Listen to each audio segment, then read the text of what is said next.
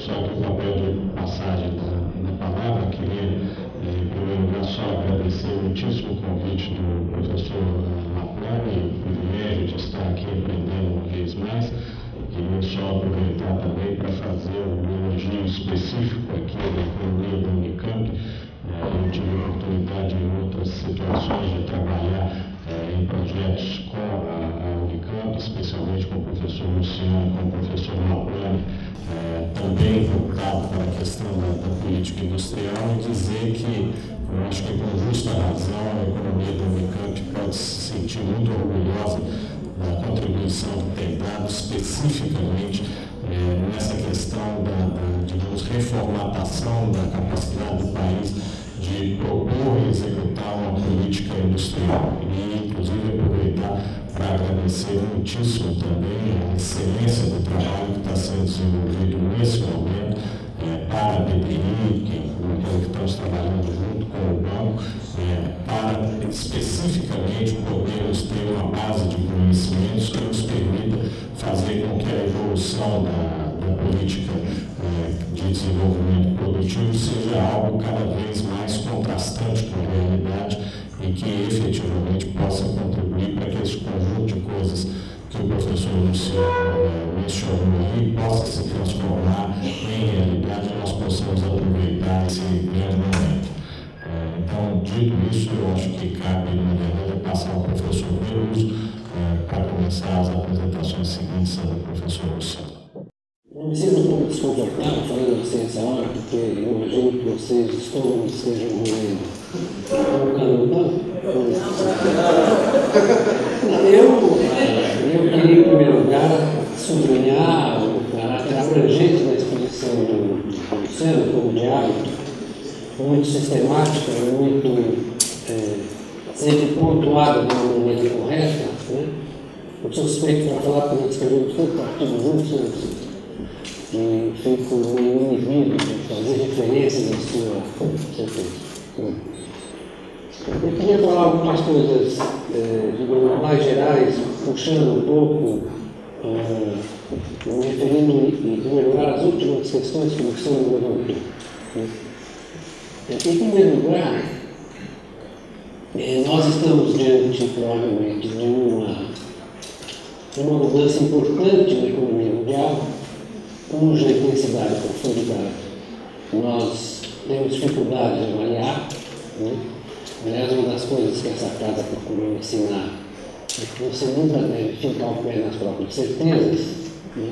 Deve sempre formular dúvidas. Eu, por exemplo, tenho dúvidas enormes sobre qual vai ser o efeito desse pacote baixado pelo presidente Bush e sua tropa, né? Sobre os mercados, particularmente sobre o crédito. Porque o que nós estamos observando, como já foi dito há muito tempo aqui nessa casa, por vários, né, que, na verdade, uma crise dos mercados securitizados, que são muito dependentes da liquidez, não é? Pode levar a uma contração brutal do crédito. Né? E isso não é uma profecia, isso simplesmente é a observação da experiência passada. Né? Como nós vimos, por exemplo, em 29, o que ocorre com os mercados securitizados e superalavancados, quando começa a desalavancagem, o bicho fica feio, o bicho pega. Né?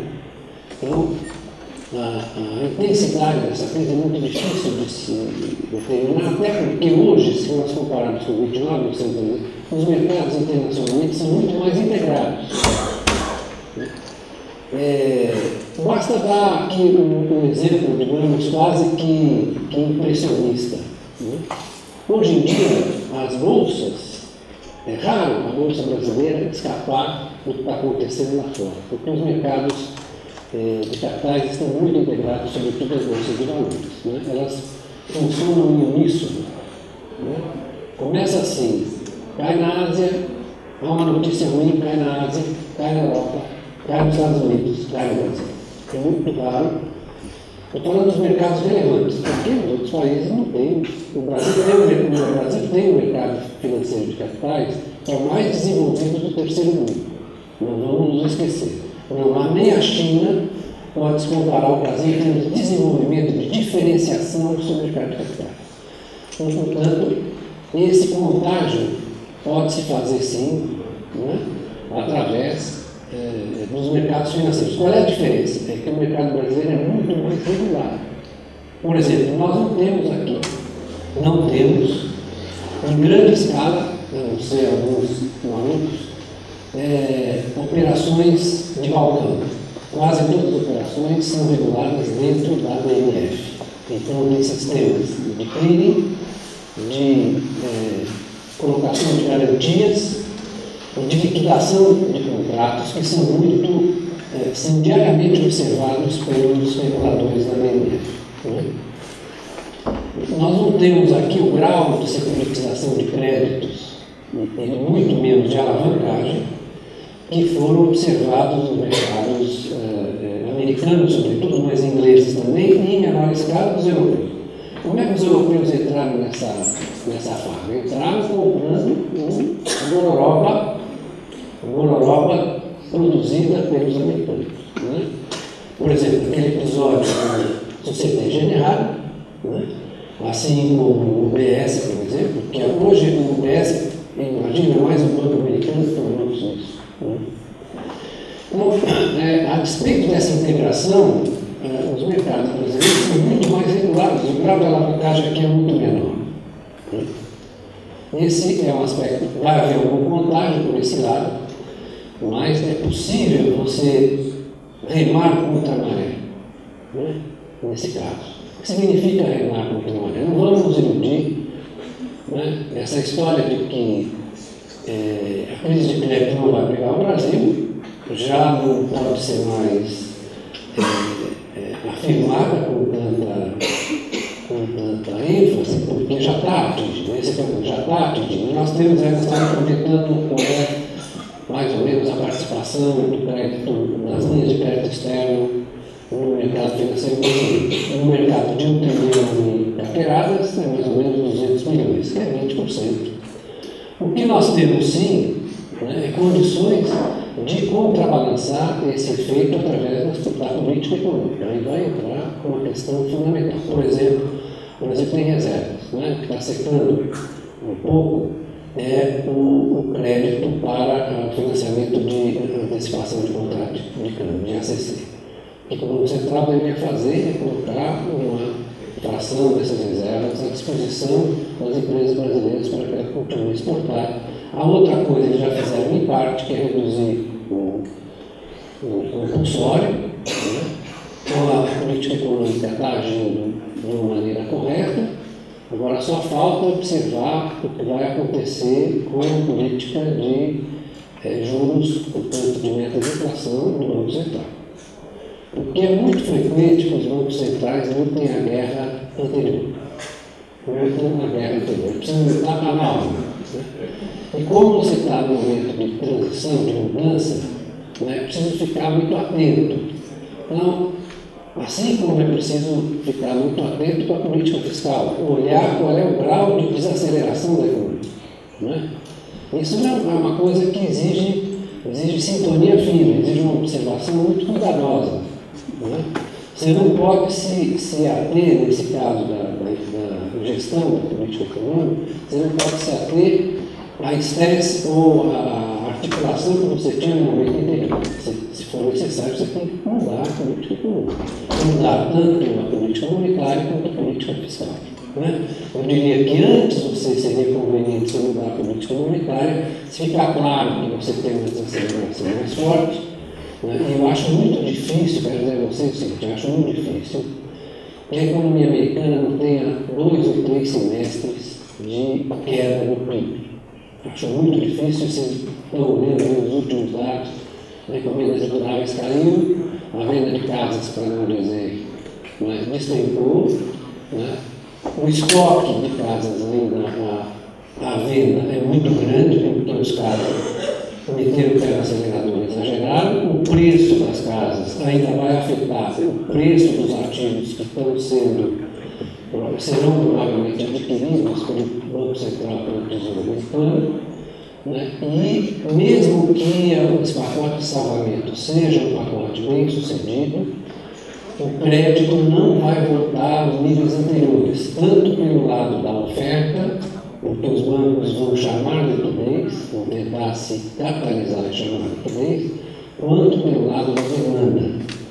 Como vocês sabem, o grau de endividamento das famílias americanas é o mais alto de todos os tempos. Na crise de 29, esse grau de endividamento em relação à renda disponível era da ordem de 70%, hoje é da ordem de 140% da renda disponível e 100% do PIB, é o que bateu no começo dos anos de 2008. Não é?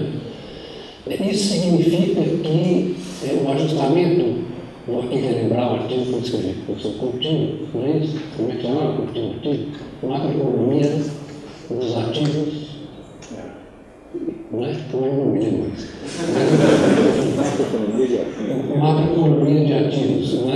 Como é que essas reversões, está tudo escrito, vocês desculpem essa referência um pouco autodefinida, mas está tudo escrito lá qual é o mecanismo da desalavancagem. Então é óbvio que as famílias americanas vão ter que se desalavancar, porque elas se alavancaram demais. Não é? Então a alavancagem não foi apenas um processo que foi efetuado pelas instituições financeiras, foi feito pelas famílias também.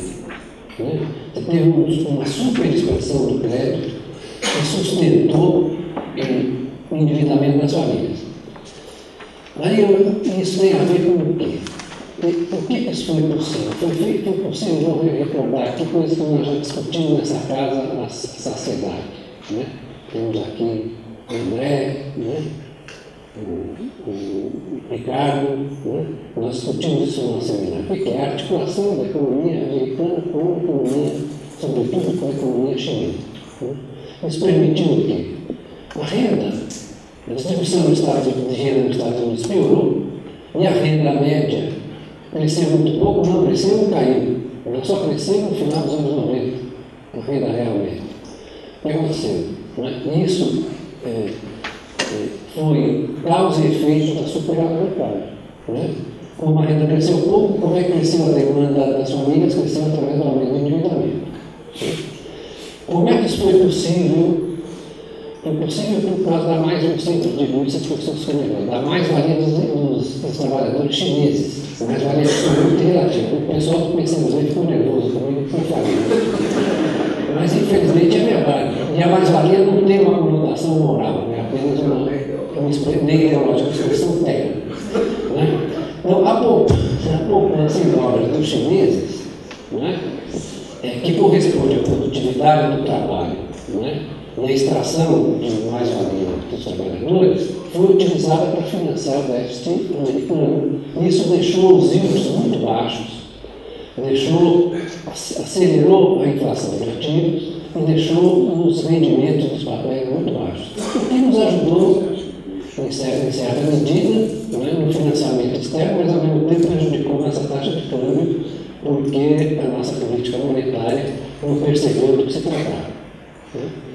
Então, dizem até que tem gente no Banco Central que acha que quando ele segura a taxa, o preço das commodities começou a cair. Então, essa articulação é uma articulação importante porque os chineses produziram muito barato. Não só as manufaturas, como os componentes da indústria manufatureira americana que ajudaram a manter a inflação baixa. Os presidentes do Banco Central achavam que a inflação baixa era a função da política de metas. Né? E não é a função da maior integração das economias, da abertura e do abastecimento a preços muito baixos, tanto de insumos, componentes, etc., como de bens finais. Né? Muito bem. Então, isso culmina aqui no superendividamento das famílias e no superendividamento do setor financeiro americano. Se vocês olharem, quem mais se endivida? Superendividamento tem a ver com a alavancagem. Tem a ver com a alavancagem do setor financeiro. Se vocês olharem, o que mais cresceu foi a dívida das famílias e a dívida do setor financeiro, não das empresas produtivas, que, aliás, não investem mais nos Estados Unidos, eles investem fora dos Estados Unidos e vendem para a economia americana. Não quer dizer que essa desalavancagem vai ser problemática. Né? E vai manter a economia americana ou com crescimento negativo por algum tempo, ou com crescimento subpar por muito tempo. Tem gente que está estimando um período de regularização do sistema financeiro e de crescimento da economia americana em 10 anos. Tem gente que está prevendo um fenômeno tipo Japão, não sei, eu acho que, como disse o Luciano, a reação do Federal Reserve, do Tesouro, foi muito mais tempestiva nesse caso, foi muito mais, a despeito das oscilações, né, das dúvidas, porque na verdade eles tiveram muitas dúvidas, eles tentaram não salvar o Lehman Brothers e se deram mal, porque isso agravou a crise. Então não existe essa alternativa, vamos falar o que é. Tem os economistas liberais que dizem, vamos deixar o mercado funcionar, que está funcionando. Ele está funcionando, está precificando corretamente, 25% do valor de face estamos conversados. É isso que alguns pagam para títulos que conseguem negociabilidade. Está funcionando. Ele funciona assim. Não funciona como eles imaginam. Como os modelinhos de mercados eficientes que eles construíram, imaginam. Até uma história que eu escrevi na Carta Capital, contando um episódio de um consultor que fez uma palestra para gestores de fundos e para acadêmicos, e perguntou a eles quantos de vocês usam, quantos de vocês acreditam na teoria dos mercados eficientes? Ninguém levantou a mão. Quantos de vocês usam esses modelos nos seus trabalhos acadêmicos? Todos levantaram a mão. Por quê? Porque se você cria uma regra, um consenso em torno do que é aceitável academicamente ou não, então você escreve papers, assim, uma sequência inacreditável, papers improváveis, e você manda para as revistas, aí os revisores ou aqueles que avaliam dizem que é isso mesmo. Se você mandar uma coisa, se, por exemplo, nós escrevêssemos um artigo, mandássemos para o Journal of Financial Economics, seria recusado. Mas o nosso paper estava certo e eles está errado. Por quê? Porque essa coisa da estupidez acadêmica. Eu aprendi na minha vida, convivendo nos congressos, nos concursos, que existe esse fenômeno da estupidez acadêmica. E ele, na verdade, avança a tal ponto que as pessoas perdem completamente o senso crítico. E elas não conseguem entender o que você está dizendo. E aí essa estupidez vai se disseminando com a mesma velocidade que se disseminaram os consultores do Sufraga. Então eu quero dizer a vocês que não se iludam. A derrota desse pensamento dito neoliberal é uma derrota no momento ideológica, mas não é uma derrota política. Porque eles estão lá, discutindo no Congresso americano quem é que leva a parte do leão. Certo? Eles não querem dar nada para os devedores finais, o pessoal que vai perder a casa, dá muito pouco, e querem maximizar, porque isso é muito comigo. Não vamos nos iludir o fim do neoliberalismo. A professora Conceição anunciou isso, mas acho que era muito otimista. Quer dizer, como ideologia, eles estão na defensiva, se bem que temos alguns que resistem. Estão ali nas fronteiras atirando com as balas de festim que eles têm. Mas o que importa é que, do ponto de vista político, a briga, qual vai ser a briga? A briga vai ser como é que você vai definir os perdedores e os ganhadores desse pacote. E isso tem a ver, por exemplo, com o preço que eles vão dar para esses ativos. O preço não pode ser muito alto, não pode premiar os imprudentes, nem muito baixo, de modo a quebrar as instituições. Segundo, tem a questão da re-regulamentação. Primeiro, que é unânime a ideia de que é preciso conter a alavancagem. Isso, todo mundo se deu conta de que os níveis de alavancagem que foram permitidos pelos reguladores é inaceitável e leva inevitavelmente a essa situação. Segundo, tem a ver com os critérios de avaliação de risco. Estou falando no Basileia 4, que seja pelo menos anticíclico e não procíclico como é esse. Esse aí é uma coisa inacreditável que os caras tenham feito um negócio desse. Isso é uma coisa de uma estupidez única, porque a regulação era procíclica. Não, E isso são sábios, porque está cheio de sábios na recessão, né? Uma quantidade de sábios inimaginável. Na área de economia, então, tem sábio assim que sai pelo ladrão. Então, é preciso você respeitar o que é a experiência passada. Não é isso? Respeitar a experiência passada. Por quê? Por que nos anos 30 eles colocavam, por exemplo, limites às taxas de juros? Sabe que as taxas de juros até 65 eram tabeladas, não é isso, Coutinho? É a regulation Q.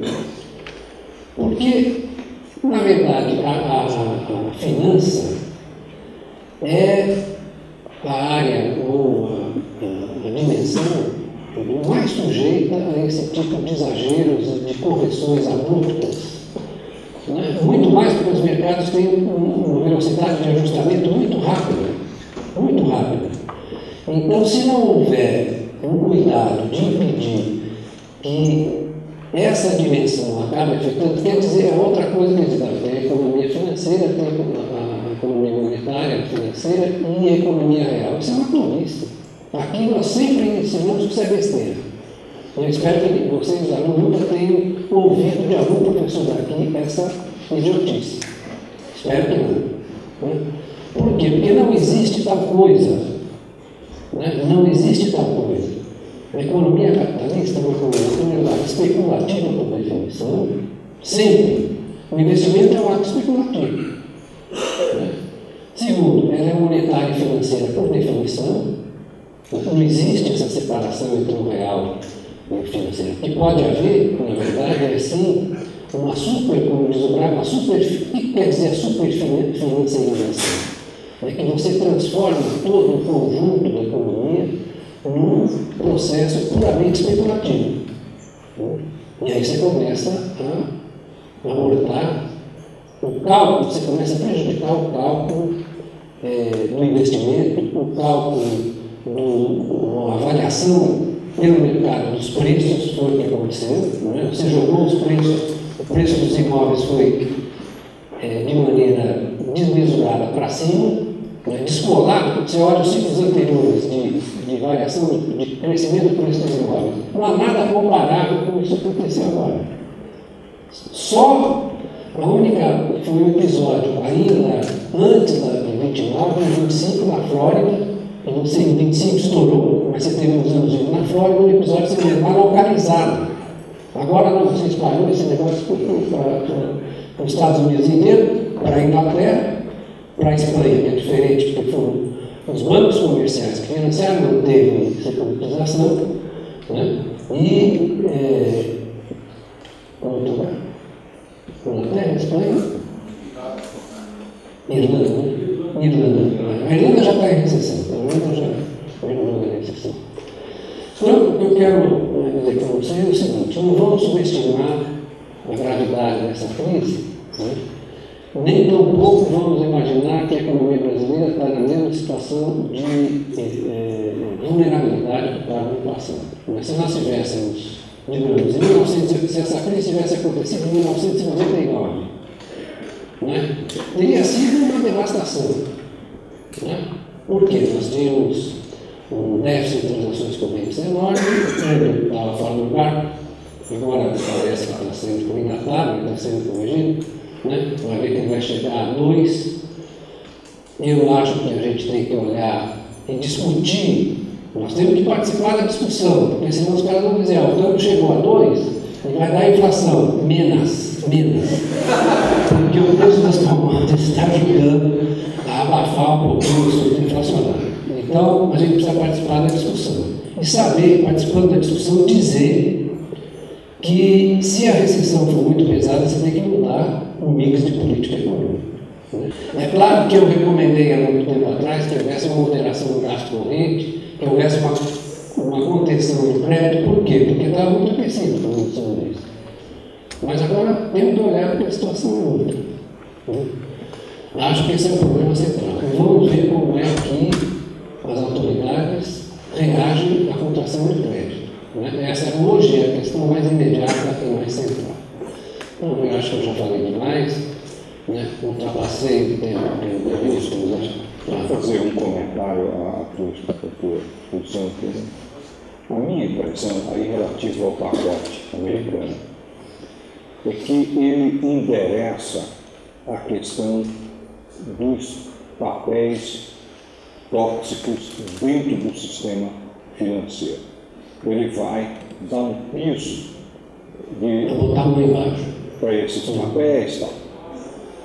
Da mesma forma, a intervenção no Fannie Mae e no Freddie Mac também é para dar liquidez para que as hipotecas, para que elas possam dar liquidez às hipotecas do estoque que elas já têm, portanto, tem piso sobre o capital solidário.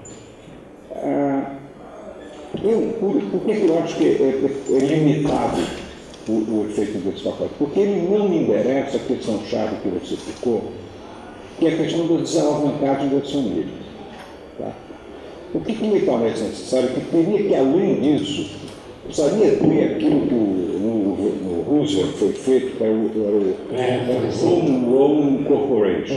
O que é que isso fazia? Ele ia refinanciar o tomador final, o mutuário final.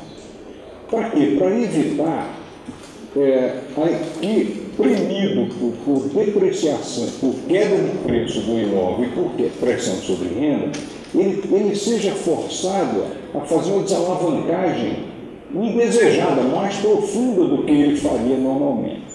Tá certo? Então, essa questão não está endereçada. Então, se ela vier essa eu acho que está claro o seguinte: essa crise pode ser muito profunda ou pode ser uma crise mais rasa e muito longa. Não vai escapar disso. Ou ela é muito profunda e muito dramática, ou se eles tomarem as medidas, ela será uma crise muito prolongada. E aí, porque se for dado suporte na base da classe média da sociedade americana para poder evitar um processo violento de desalavancagem, porque o processo de desalavancagem é que leva à contração do crédito. Né? Ou seja, então, isso aqui, não obstante, obviamente, o sistema de crédito vai estar o tempo todo sob pressão. Ele não vai, ele vai ter que contabilizar perdas, e a contabilização de perda vai deprimir a base de capital, e isso é tudo mais do que conhecido, o sistema de crédito vai estar na defensiva. Né? Agora, resta saber se vai ser uma coisa muito intensa e muito dramática, ou se é uma coisa muito prolongada. De qualquer maneira, a lição para nós é o seguinte, quer dizer, contar com fontes financeiras de poupança externa é algo que pode ser que possamos contar ainda com alguma coisa de investimento direto e de risco. Contar com fontes de financiamento externo estáveis, mas é algo que está fora do mapa. No meu entendimento. Não, seguramente, eu também acho. Eu acho que você tem que dar força você vai ter que ter duas coisas. Primeiro, uma ação emergencial em relação ao crédito doméstico, né, para impedir que a redução das linhas externas afeta a oferta de crédito aqui. Até porque, no meu ponto de vista, como você tem no horizonte vários programas de investimento que independem muito da flutuação da economia, como você mostrou, são de longo prazo, como por exemplo é o caso dos investimentos na área de petróleo e gás, né, que já estão praticamente contratados. Isso tem um efeito sobre a economia industrial importante. Você vai ter que tomar medidas, por exemplo, reduzindo o compulsório, vai ter que olhar esse negócio da taxa de juros, vai ter que fazer uma política monetária mais favorável à expansão do crédito, né? E vai ter que usar também uma parte das reservas para financiar o ACC, financiar as linhas que estão sendo cortadas de financiamento das exportações. Então, em algo nós temos condições de fazer isso. Né? Eu também acho, como você, que você tem problemas na oferta e na demanda de crédito nos Estados Unidos. A oferta porque as instituições têm que se desalavancar e têm que se capitalizar, e a demanda porque quem deve demandar crédito não vai fazer porque já está. Eu não entendo porque, talvez isso escape a minha compreensão, onde esta, outras coisas, muitas coisas escapam da compreensão, mas nesse caso eu não entendo porque eles não querem, na verdade, refinanciar a posição das famílias. Né? É uma certa resistência, inclusive dos republicanos, principalmente dos republicanos, em fazer isso, porque o Obama está propondo que se faça. Né? Eu acho que eles vão acabar fazendo porque é inevitável. Né? Isso é uma prova clara que na economia monetária de produção, que você tem crédito, né? O sistema de crédito é crucial para você determinar, e as condições de crédito são cruciais para você determinar os gastos dos agentes econômicos. Né? É uma lição de macroeconomia isso que vocês estão assistindo. Né? Uma lição de macroeconomia transparente, que você pode observar dia a dia. Né? Então, a ideia de que os devedores finais devem pagar o que as empresas devem pagar, isso é uma coisa que você vai levar para um tribunal de santos anjos ou talvez de demônios, porque na Terra é diferente. Você tem que resolver o problema praticamente. Resolver o problema praticamente significa dar a desvalorização do estoque de dívida que foi necessário para o sistema poder voltar a funcionar. Né? Como disse alguém outro dia, como o socialismo não está à vista, é melhor a gente administrar com uma certa inteligência o capitalismo. Né? Então não adianta fazer considerações morais, gritarias, espernear de noite, né? Isso não adianta nada. Você tem que tomar a decisão mais compatível com as circunstâncias. Qual é? Você tem que dar um desconto violento na dívida das famílias, para que elas voltem a se endividar, voltem a gastar, né? E tenham um horizonte confortável de relação ao seu patrimônio, né? Porque o patrimônio delas está muito desvalorizado pela queda do preço das casas. Né? E é um descompasso entre o patrimônio e a dívida que elas têm. Obviamente, não há a menor possibilidade de elas se endividarem mais nessa situação. E depois também vai ter concentração financeira, concentração, já está havendo, né? Os novos investimentos estão sendo absorvidos, estão se transformando em ganhos de depósito. Vai haver uma redefinição do sistema financeiro americano, provavelmente eles passem a funcionar como bancos múltiplos, como são os europeus, com os bancos de investimento e seguradoras dentro as seguradoras também fizeram poucas e poucas, né?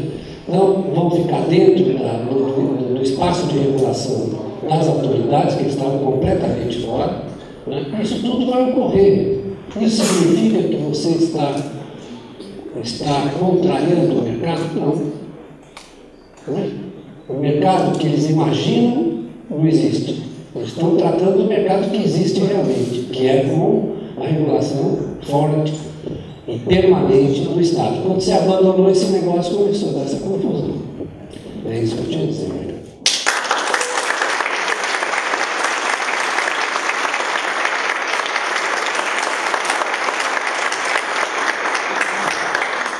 Em primeiro lugar, realmente é uma honra estar aqui com vocês nessa celebração de 40 anos no Instituto.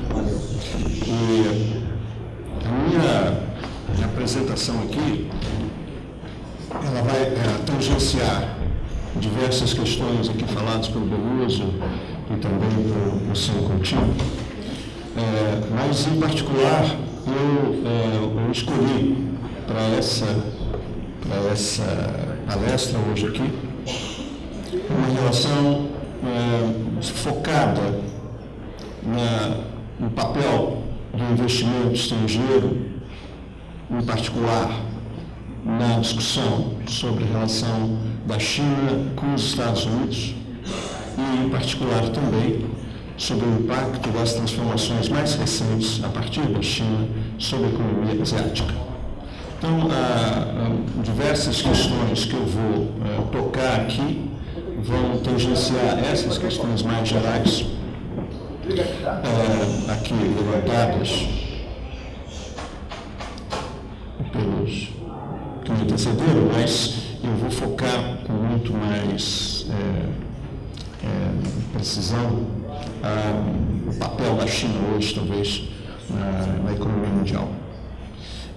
Bom, sem dúvida nenhuma, que eu acho que isso é um consenso para todos que estão investigando a evolução da economia mundial, o impacto da China no que diz respeito às mudanças em padrões de comércio, nos fluxos de investimento, no preço das commodities, no preço das manufaturas de baixo valor unitário e, consequentemente, nos termos de troca, que hoje algumas cifras devem ser do conhecimento, mas a China exportou no ano passado alguma coisa como 1,3 trilhão de dólares, importou quase 1 trilhão de dólares. E se a gente considerar quais são os grandes parceiros, sem dúvida nenhuma, os Estados Unidos, o Japão, a Coreia, Taiwan, mas, sobretudo, se pegarmos os países asiáticos encapsulados na rubrica da ASEAN, que são a Associação das Nações do Sudoeste Asiático, o ASEAN constitui como se fosse um país do tamanho do Japão, do ponto de vista dos fluxos do comércio que a China tem na Ásia. Por outro lado, sem dúvida nenhuma, a China se destaca hoje, como disse aqui o professor Beluso, na formação das suas reservas. As reservas chinesas hoje são alguma coisa como mais do que 2 vezes esse pacote que o Bush está anunciando aqui para o Congresso americano. Então, nesse sentido, muitos até falariam aí sobre um mundo sinocêntrico. Eu sou muito cauteloso em relação a isso, não usaria essa expressão, mas eu quero aqui considerar, digamos, os impactos dessas transformações do ponto de vista macroeconômico e do ponto de vista também da configuração da estrutura produtiva e das relações de comércio. Eu diria que tem 4 dimensões que se interpenetram. E, evidentemente, embora eu concorde totalmente com o uso de que não exista um plano financeiro, um plano produtivo separado, mas acho que no tratamento analítico você precisa olhar estas coisas e depois articulá-las. Portanto, eu acho que existem dimensões macroeconômicas, produtivas, financeiras e geopolíticas em torno da ascensão chinesa que eu gostaria aqui, então, de tratar. Eu diria que, primeiro, eu gostaria de fazer uma polêmica com diversas interpretações comuns ao tema. Então, eu vou listar aqui o que me parecem ser as avaliações com as quais eu vou me bater. A primeira é a ideia da China ter o seu crescimento recente sendo um crescimento puxado pelas exportações, a despeito deste valor que eu me referi, de ser 1 trilhão e 200 e poucos bilhões de dólares.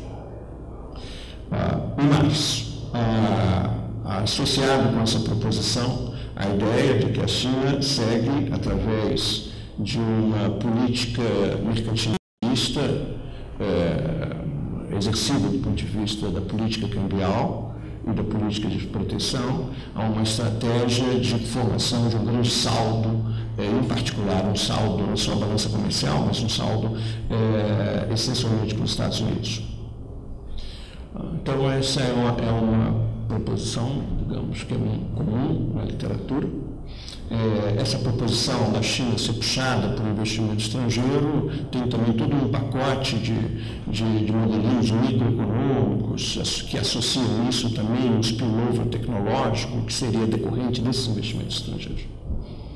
E, por outro lado, a ideia de que digamos, simetricamente, este saldo, grande saldo que a China tem com os Estados Unidos, representa para os Estados Unidos um problema. O seu déficit é um problema e uma das razões do menor crescimento americano tem a ver com esta circunstância. Segue dessa proposição também uma percepção, que também é bastante comum, que é o seguinte, é que parte da estratégia chinesa do crescimento puxado pelas exportações é, na verdade, uma estratégia made no Ocidente. No efeito, a ideia de que o que a China representou nos últimos tempos foi um extraordinário deslocamento de investimento das grandes multinacionais, sobretudo multinacionais americanas, que vão para a China à busca de mão de obra barata e para lá localiza então o seu centro manufatureiro e, em parte, exporta para os Estados Unidos. No sentido, há uma generalização no caso da China de uma proposição que é verdade em geral. Se a balança comercial fosse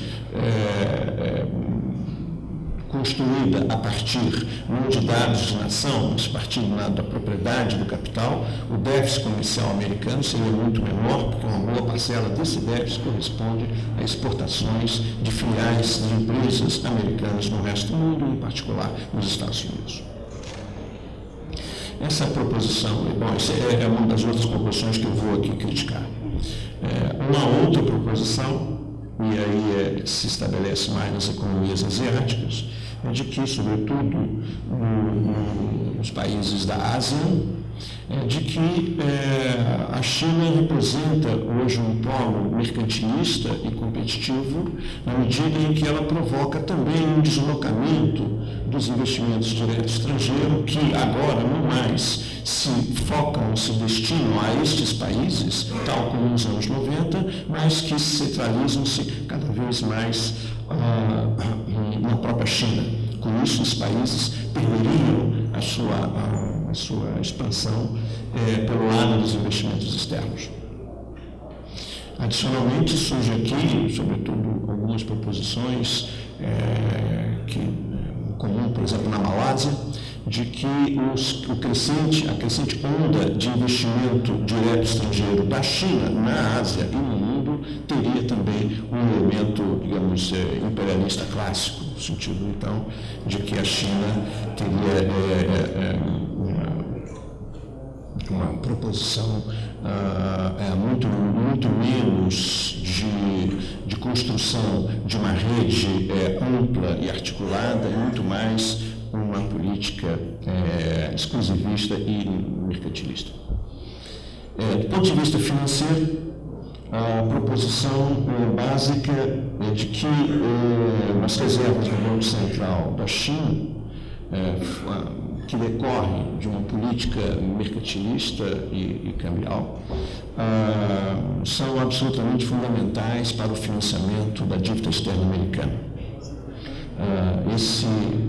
A China estaria vivendo um saving glut, e esse saving glut, com a correspondência disso, seria o financiamento do déficit.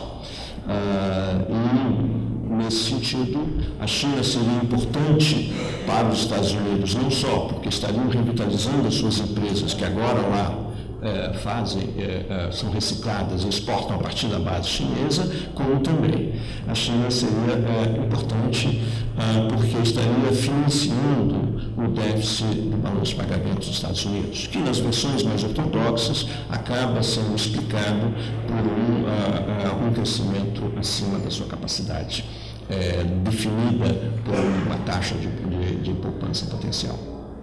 Então, haveria entre a China e os Estados Unidos uma complementariedade formada com essas características. Bom, bem, eu aqui, embora não possa dar muitos detalhes, mas eu vou, de certa maneira, criticar essas proposições, todas essas. Em primeiro lugar, a afirmação é de que, a despeito do elevado peso das exportações chinesas na sua economia, o principal componente de sua expansão, sobretudo desde os anos 90, é a formação bruta de capital fixo.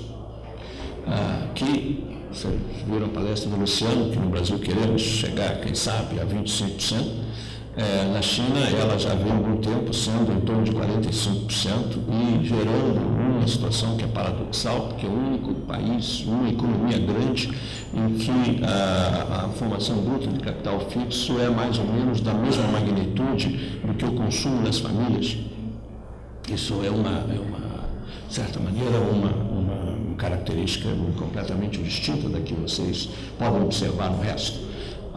Por outro lado, eu diria também que, para esta formação bruta de capital fixa, a participação do investimento direto estrangeiro é muito modesta, chega em torno a 10%, se contrapondo, por exemplo, a 40% do investimento das empresas estatais. Por outro lado, quando você olha para onde está indo, essencialmente, esse investimento em formação de capitais, ou estoque de capital, eu diria que isso é um dado agregado que inclui investimentos residenciais e que, em grande parte, os investimentos imobiliários das grandes construções agora, dos shopping centers chineses, de um lado, os centros de negócio, junto com os grandes investimentos de infraestrutura e na indústria pesada tradicional, com elevada relação capital-produto, constitui o fulcro central da massa de investimentos chineses. Todas elas voltadas ao mercado interno chinês. Mas é a proposição de que, já vou comentar aqui, que essa proposição de que são os investimentos estrangeiros americanos que estão estimulando as exportações chinesas não é verdadeiro, mas é verdadeiro que o peso do capital estrangeiro nas exportações chinesas é muito elevado. Na verdade, a participação do ID nas exportações, ou se você juntar todas, na forma de joint ventures, naturalmente, não apenas empresas de 100% de capital estrangeiro, dá em torno de 50% das exportações totais são feitas com investimento estrangeiro.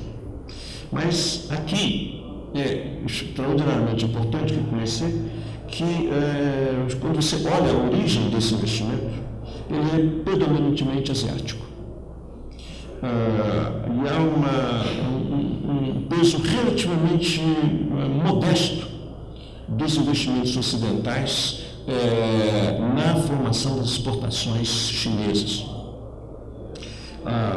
Mesmo se você pegar o estoque, por exemplo, total, não considerando apenas exportações, o estoque total dos investimentos dos Estados Unidos no mundo,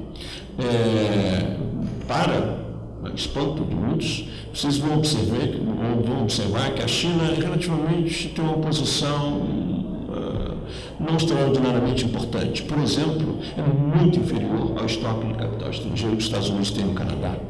Ou é muito inferior ao estoque de capital estrangeiro que os Estados Unidos têm na América Latina como um todo. Geral. Se considerar do ponto de vista do papel das empresas americanas na China, estudos recentes mostram que o fluxo de comércio das multinacionais americanas com base na China dá mais ou menos uns 5% das vendas das multinacionais totais na China. Vale dizer, as empresas americanas na China estão essencialmente produzindo para o mercado interno chinês. Então, a conclusão, isso, de certa maneira, segue um pouco as evidências sobre os investimentos europeus na China. Esses são investimentos, essencialmente, também voltados para o mercado interno. Portanto, quando se quer falar sobre o comércio chinês, as exportações chinesas, evidentemente, o investimento estrangeiro que você tem que olhar é o investimento estrangeiro asiático na China. Antes de não entrar em mais detalhes sobre isso, eu queria primeiro sublinhar algo que eu, que venho trabalhando há algum tempo com a China, volta e meia me deparo com grandes problemas no que diz respeito às fontes de dados. Os dados são um caos. E, só para vocês terem uma ideia, em 2005, a China reportou um total de exportações dos Estados Unidos em torno de 163 bilhões de dólares. Os Estados Unidos, nesse mesmo ano, informaram importações da China de 243 bilhões de dólares. Segundo os dados chineses, há um déficit grande da China com o Japão e com os países da Ásia. Segundo os dados do Japão e da Ásia, é o contrário. Portanto, eu estou me referindo não apenas diferenças de volume, quanto de sinal. O que é interessante nessa percepção, e é verdadeiro também no que diz respeito ao estoque de investimento estrangeiro. O que é mais do que uma discussão sobre dados, quer dizer, eu acho que o que está por detrás reforça a minha análise aqui, de focar a questão essencial da China dentro da Ásia, a Ásia dentro da China, é o fato de que a explicação básica para essa discrepância é o processamento de exportações e importações nas áreas especiais, nas áreas econômicas especiais. E, em particular, o singular papel que Hong Kong exerce na China e a China hoje agora sobre Hong Kong. Na verdade, Hong Kong, que se transformou num grande centro, já era um grande centro financeiro asiático e um centro produtivo também, as suas conexões com cerca de 70 mil empresas em Guangdong, esse núcleo do setor exportador básico, pesado mesmo, chinês, aqui as informações sobre o que é feito na China, o que é feito em Hong Kong, é completamente diferente, por razões, digamos, então se uma empresa de Guangdong exporta alguma coisa, mas às vezes por razões apenas tributárias, dá uma meia parada em Hong Kong e vai para os Estados Unidos informam isso como uma importação da China, mas a China informa isso como uma exportação para Hong Kong. Portanto, esse é um dos fontes principais mas mesmo assim, mesmo quando os países procuram isolar Hong Kong, há uma imensa área cinzenta. E, por outro lado, também é muito importante olhar que hoje, devido a diferentes estratégias empresariais, quer dizer, os mecanismos clássicos que nós conhecemos aqui de sub- e superfaturamento das exportações, no sentido de iludir a remuneração para fins tributários, também uma das razões porque os dados divergem tanto. Mas o ponto é que, sem dúvida nenhuma, quem responde pelas exportações chinesas, em grande parte, são conectadas com investimento estrangeiro, são os investimentos de Hong Kong, em primeiro lugar. O que, naturalmente, vocês diriam que se Hong Kong fosse considerado só China, então, na verdade, uma parcela substancial do investimento estrangeiro na China seria diminuído pela simples circunstância de que Hong Kong é China, em um certo sentido. Mas, em segundo lugar, vemos aqui pesadamente o Japão. O Japão, sim, é o país que mais faz aquilo que a gente poderia estar associando genericamente ao capital estrangeiro na China.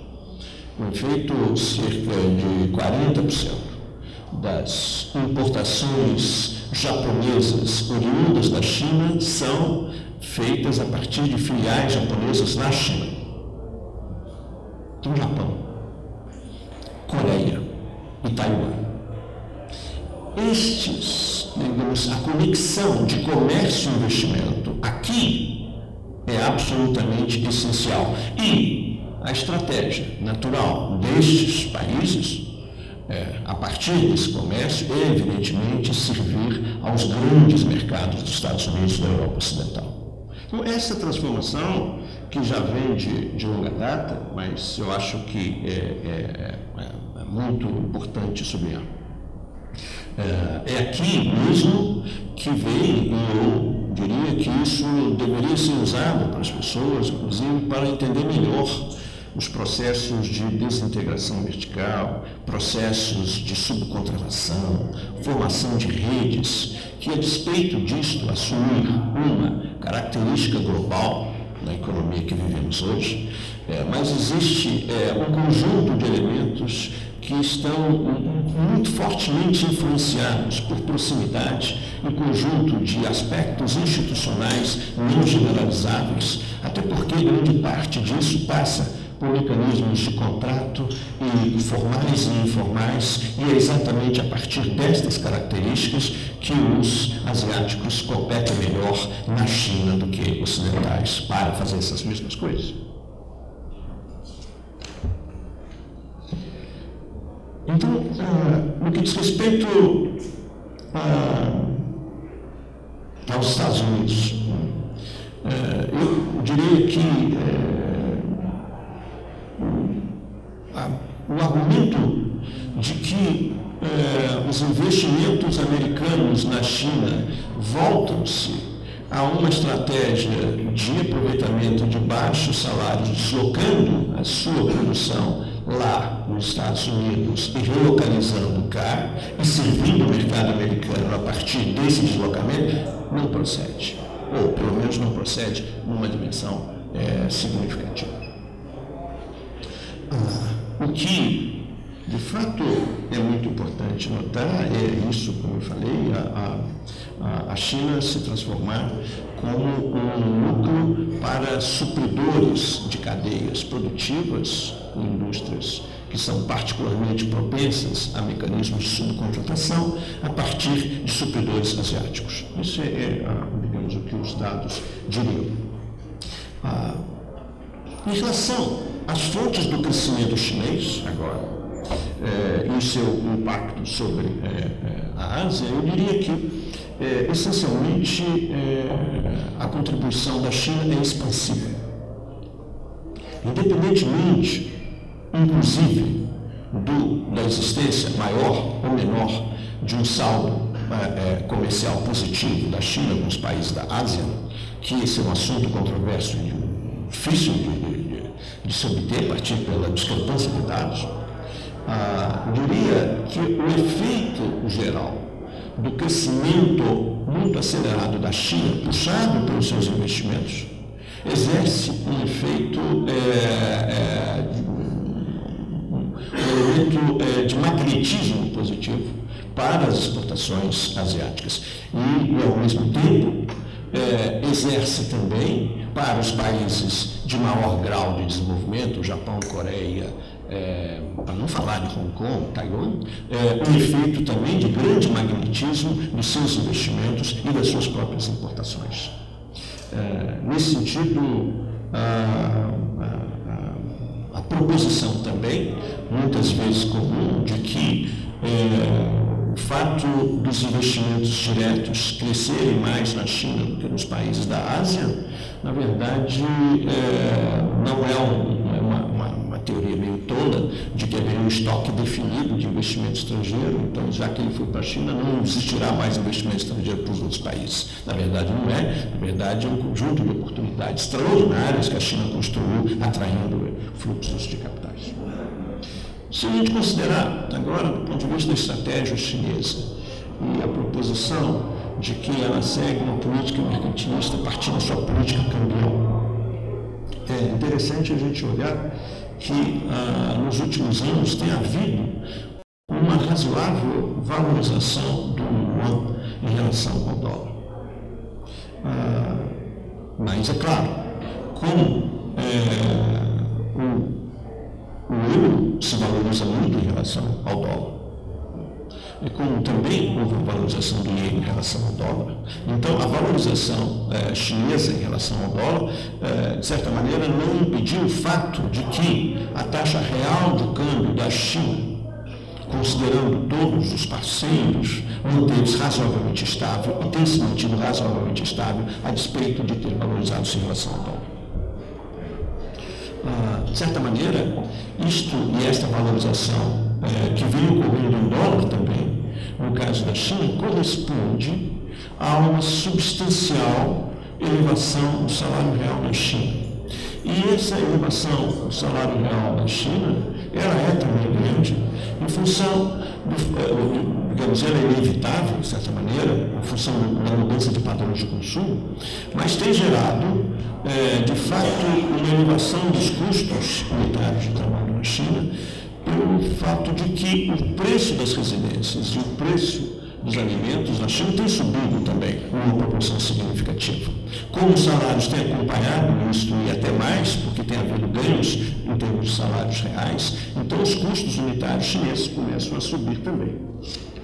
Isto, de certa maneira, abre um outro espaço para os países da ASEAN que têm menores custos de trabalho e que têm menor grau de desenvolvimento, que agora podem se aproveitar de espaços abertos também, abertos pela China nessa estrutura de mudança. Mas, então, se eu concluo que, olhando esses dados, de que, essencialmente, as exportações chinesas são feitas com capital estrangeiro asiático, uma boa parte feitas com capital estrangeiro asiático, qual o interesse? Será que haveria algum interesse nas relações comerciais com os Estados Unidos, do ponto de vista de não ser apenas um elemento conflitivo em função do saldo, mas haver uma complementariedade? Eu sustento que há uma complementariedade, sim, com os Estados Unidos, só que ela pode ser formulada de uma maneira distante, diferente daquilo que normalmente se coloca. Digamos que a gente tem dois modelos de investimento estrangeiro na China, ocidentais. Vamos chamar o primeiro modelo, uma fábrica como agora a Microsoft, que se instalou na China. Ela produz e vende para o mercado interno chinês. E ela tem, de certa maneira, criado uma rede de fornecedores locais. Então, esse é um modelo essencial. O outro, vamos chamar modelo Walmart. Hoje, cerca de 10% ou mais, das importações americanas da China se dão através do Walmart. Só que o mercantil, esse caso comercial da Walmart, ele compra de fornecedores locais, ou de fornecedores de Taiwan, ou de fornecedores de Hong Kong, mas ele faz então um centro e distribui. Então, agora qual o impacto disso nos Estados Unidos? Como estava na formulação ali do Bonus. Através do deslocamento agora de fornecedores na produção de bens de baixo valor unitário, a China, de fato, a partir desse mecanismo em que há um interesse americano específico ali do Walmart, ela fornece hoje uma diversidade de produtos industriais a baixo custo nos Estados Unidos, que constitui um problema e uma solução. Ele desloca emprego daqueles produtores daqueles bens em vestuário, em calçado, em brinquedos. Por outro lado, ele reduz essencialmente a pressão, os preços desses bens, permitindo, inclusive, amortecer as tensões inflacionárias que decorrem da elevação do preço das commodities, inclusive e principalmente o petróleo, que a China é um dos principais responsáveis também pela elevação desses preços. Ao mesmo tempo, vai se estabelecendo uma complementariedade que se dá no processo de estrutura produtiva. Por exemplo, que bens os Estados Unidos mais exportam para a China? Acertou quem falou? Máquinas e equipamentos. Que bem os Estados Unidos mais importam da China? Acertou quem falou? Máquinas e equipamentos. Na verdade, se colocar, são as mesmas rubricas. A diferença está em quê? Está no conteúdo tecnológico, está no valor unitário e está nas marcas por detrás. Porém, nesse sentido, a China hoje é um grande produtor destes mesmos bens, mas ainda não é um produtor das suas marcas. nesse sentido, a produção chinesa ela é complementar e funcional e extraordinariamente revitalizadora para determinados segmentos da indústria americana, em particular na indústria de alta tecnologia no setor eletrônico. Então, eu vou voltar agora às proposições macroeconômicas mais gerais sobre o problema do déficit nos Estados Unidos. Então, em relação ao déficit que os Estados Unidos têm com a China, é interessante olhar o seguinte, que, em primeiro lugar, que as explicações mais globais explicariam muito pouco porque a China, sem dúvida nenhuma, é o país que mais cresce, e cresce puxado pelos seus investimentos. E, portanto, a China, de forma alguma, é contida por uma política macroeconômica que poderia ser mais expansiva e aí absorver ou reduzir o seu déficit. Impossível. E os Estados Unidos, ao contrário, nos últimos anos têm crescido muito menos do que poderia crescer, dado sua capacidade de expansão. Portanto, desde logo, nesse ponto, não há uma explicação que vá por aí. A explicação que vai pela taxa de câmbio, ela é parcialmente importante, mas o fato é que hoje a China está valorizando-se em relação ao dólar, como eu comentei, e por outro lado, o que está acontecendo com essa valorização é que a taxa de crescimento das exportações americanas para a China é das maiores hoje no mundo. Portanto, eu diria que isso aí será uma discussão até no plano teórico mais complicada, que eu não vou fazer aqui, que do ponto de vista, considerando apenas taxas de crescimento, o déficit hoje que os Estados Unidos têm com a China é expansionista, não contracionista. No sentido de que, do ponto de vista da economia americana, um dos componentes que mais cresce nos últimos anos são as suas exportações. E essas exportações crescem em boa parte porque crescem as suas exportações para a China. Portanto, desse ponto de vista macroeconômico. Como eu disse, o déficit decorre de transformações no estrutura produtiva da economia americana, na sua estratégia de montagem de cadeias globais, na sua estratégia de mudar fornecedores. E, de certa maneira, essa estratégia tem, é claro, se você colocar do ponto de vista dos conflitos internos, também um elemento muito positivo, como eu te falei, é de conter as pressões salariais, de conter a inflação, e nesse sentido essa reestruturação produtiva é funcional a esses objetivos macroeconômicos em geral. Em relação à questão financeira, e eu já estou quase terminando aqui, o almoço já está pensando, mas eu não estou. Eu só diria que, em relação à questão financeira, a proposição inicial era aquela de que os Estados Unidos dependem do financiamento chinês. Eu queria só, sobre esse aspecto, porque isso eu sei que é um ponto de longa controvérsia, inclusive aqui com os professores da casa, dizer mais ou menos o seguinte, de que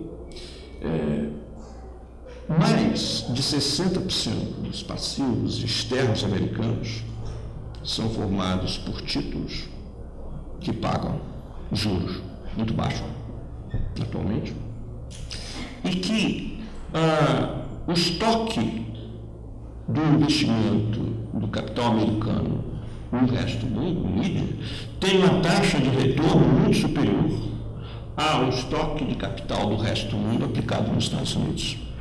Isso é um paradoxo. Por quê? Se é assim, e é assim, são os dados do BEA. Os investidores do resto do mundo são muito irracionais, porque eles estão investindo a uma taxa de retorno bem menor que os Estados Unidos investem no resto do mundo. Na verdade, eles investem assim, porque Não tem um outro caminho. Não tem um outro caminho. Na medida em que na China tem 30% de suas exportações voltadas para os Estados Unidos, uma parcela equivalente de comércio intra-asiático é pago em dólares, tal como também ocorre com a compra de petróleos e matérias-primas. E, tendo em vista que o dólar é usado como denominação das exportações chinesas, a China, no que compra dos Estados Unidos, ela financia, no que ela aceita o dólar como moeda de pagamento das suas exportações, ela automaticamente financia o déficit americano. Automaticamente. De certa maneira, um dólar, você poderia dizer que vem ocorrendo na China, decorre não só dessa superávit comercial, mas decorre também com um grande fluxo de capitais de curto prazo que nos últimos anos tem ocorrido na China.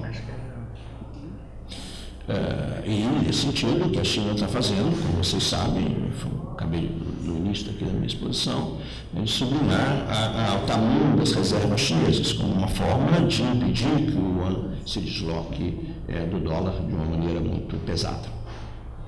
Mas vamos supor que a China resolvesse se deslocar massivamente suas reservas para o euro, e essa medida fosse seguida pelos parceiros asiáticos, que fazem também as grandes exportações chinesas.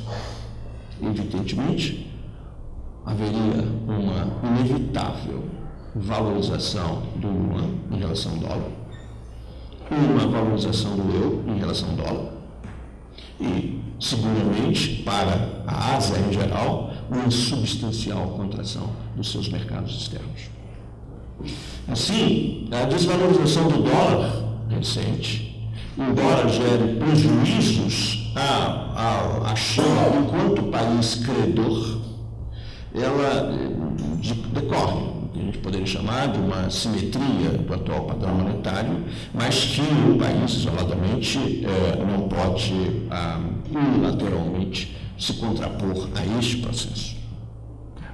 É claro que a China vem fazendo algumas outras coisas, cujo resultado pode ser problemático, como eu já vou aqui sublinhar. Em primeiro lugar, uma internacionalização maior do yuan.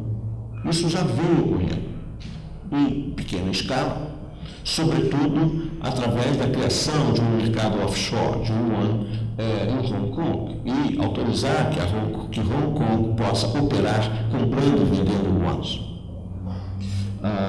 Isso vem ocorrendo, como da mesma forma vem ocorrendo uma abertura financeira na China em 2006. Ela abriu a investidores estrangeiros a Bolsa de Xangai e a Bolsa de Shenzhen. Porém, na China sempre tem um porém. Tem um proviso aí, pessoal que gosta dos papéis. Não pode vender antes de 3 anos. Pode entrar, mas não sai vendendo. Então, mas de certa maneira isso faz com que são bolsas relativamente pequenas, mas já estão em expansão. Como também eu percebo isso com preocupação, porque eu acompanhei a crise de 97 na Ásia, uma grande especulação imobiliária com capital estrangeiro. Shopping centers, essas coisas todas, business centers, enfim, essas coisas que os capitalistas, os asiáticos em particular, amam de paixão. Eu diria então que os Estados Unidos e a China construíram relações econômicas de complementariedade e de conflito. E essas relações, elas beneficiam de forma completamente desigual atores econômicos, grupos econômicos nos Estados Unidos e na China, e também geram perdedores completamente desiguais entre grupos econômicos nos Estados Unidos e na China. Em primeiro lugar, eu diria que as empresas de alta tecnologia nos Estados Unidos e a agricultura americana são grandes beneficiários do mercado interno chinês.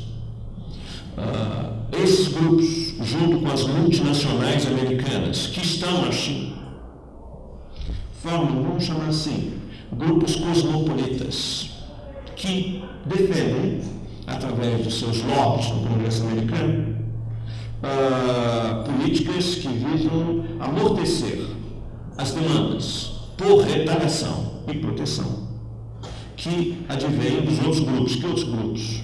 Os grupos que competem com as importações chinesas e os trabalhadores, naturalmente, que denunciam o comércio com a China como mais uma forma de dumping social. Do lado chinês, os grupos cosmopolitas formados pelas empresas chinesas em joint ventures, as grandes empresas estatais exportadoras, as multinacionais chinesas, a classe média e as cidades do litoral.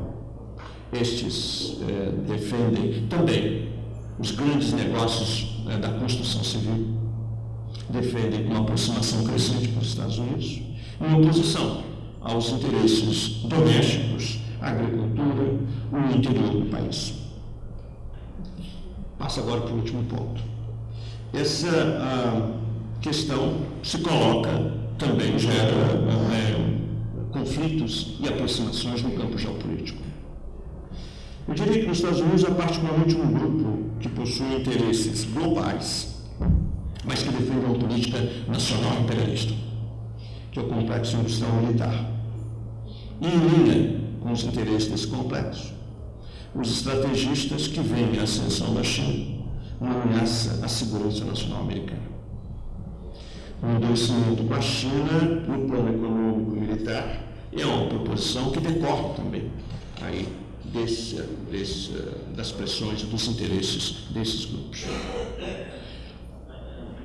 Na China, por sua vez, há também dois grupos de que se debatem hoje no Partido Comunista Chinês.